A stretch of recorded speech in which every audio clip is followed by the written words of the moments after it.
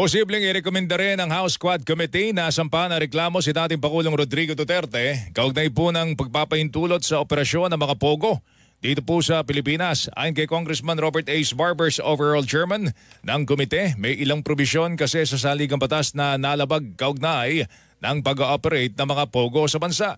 Kabilang narito ang paglabag sa Republic Act 9490 o yung Aurora Pacific Economic Zone and Freeport Authority o yung APECO Act. Inilabas po sa mga exclusive zones o exclusive economic zone itong pag-ooperate ng offshore gaming operations. No? Meron pong batas dyan na yung charter po ng CESA, yung charter po ng APECO, nakalagay po doon na doon lamang po sila pwede mag-operate ng offshore gaming operations. No? Wala pong, hindi po pwede dito sa labas. Kagaya nung nangyari, napunta sa Banban Tarlac. Nagkaroon ng Pogo Hub.